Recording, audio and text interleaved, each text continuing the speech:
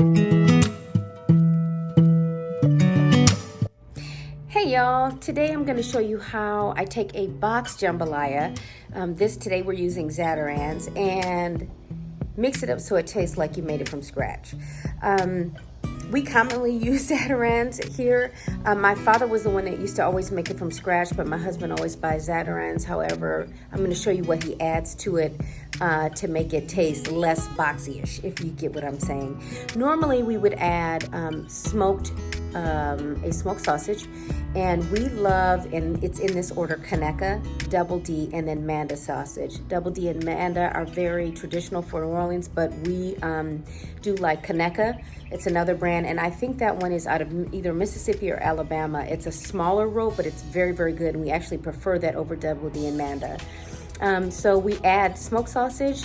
Traditionally, we would have shrimp in it. We don't have shrimp because of the whole COVID issue with the stores being blown through. But I did have some pork that he had, some chops that he had smoked a few days ago. So this is a recipe. It's very good if you're looking to use up some old meats that you have, especially if they're smoked meats. You could use ham, you could use whatever you have. Chicken, it doesn't have to be smoked, but the options are endless, and you can stretch this meal to last a long time. This recipe, we're using the family box just because we are a family of 6. You don't have to, however, I just recommend that you substitute the water that they ask to add with broth. It can be either chicken broth or beef broth. Normally we use chicken, today I'm using beef. Or you can make your own by using a bouillon and making your own broth with water. Just making sure that you don't have it too salty, because there is quite a bit of sodium in the mix. Sorry, my neighbor sounds like he's vacuuming out his pool. But let me know what you guys are prepping during this time, or how you're using up all your scraps. I always recommend that you keep your green, you'll see me use scallion or green onions. I'm gonna show you, you can cut off the tops of your green onions as soon as you get them. Wash them, take the tops, and I stick them in a pot outside, and they grow. So you'll always have green onion. I'll let you take a look at that in a second. And then you can grow celery the same way, cutting off the bottoms. They don't even need to be rooted. You can stick them down in the soil. Don't bury them, just kind of have the top exposed, but the part that used to have roots, it will take root and begin to grow new celery stalks out of the center. Leeks are the same way. You can also use leeks. I'm trying to think of all the things that you can grow of things that you have at home.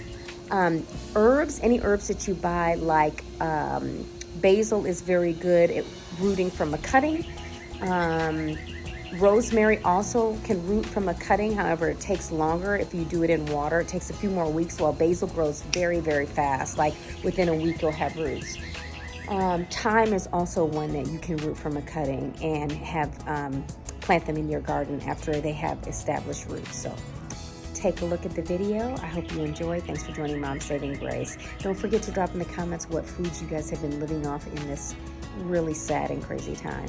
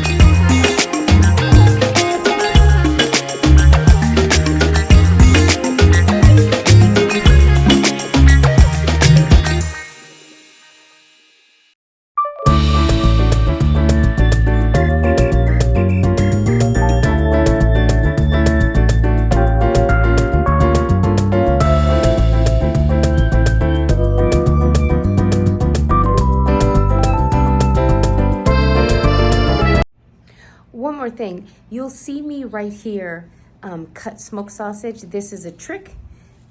We do this a lot. So cut it lengthwise down the smoked sausage and then very thin slices. And it makes those quarter round pieces, makes it stretch. We do the same thing for gumbo and just about anything we put smoked sausage in.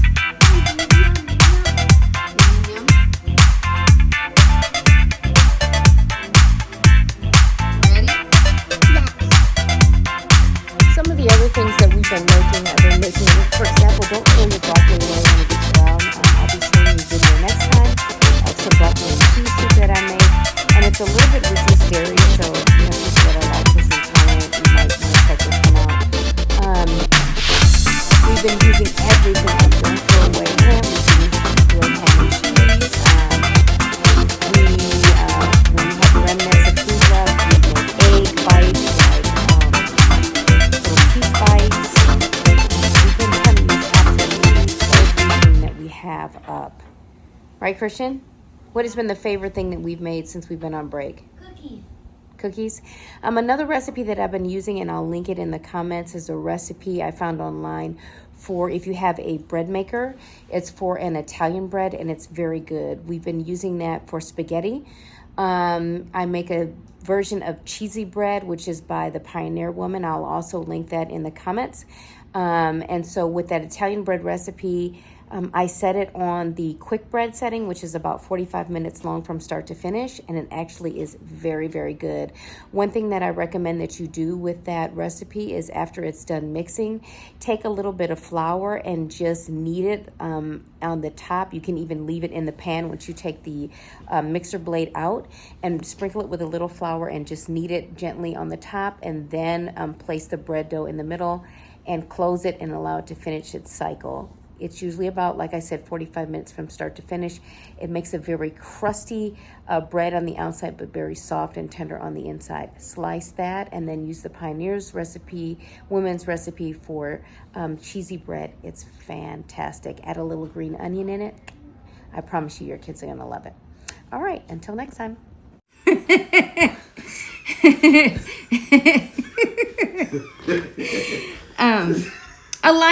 Have Elijah bring me that Acer so I can show him that cheap computer. If your kids need, a lot of people are getting computers from their schools, but we didn't want to take from kids, that maybe really need it. But this is a cheap workbook. It's an Acer how do you say it? Acer. I say Acer. Oh, Lord help us.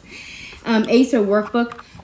So if you are in need of a cheap workbook, now it doesn't work like a you don't have Word on it, whatever, but most of the kids are doing like Google Classroom, and so this works perfect for it because it's of course by Google. So if you're needing something cheap, they can be up under $200. This one was like I just bought another one and it was $2 something with the. Thanks for joining Mom Saving Grace. Please like, share, subscribe, and hit that notification button. Have a blessed day.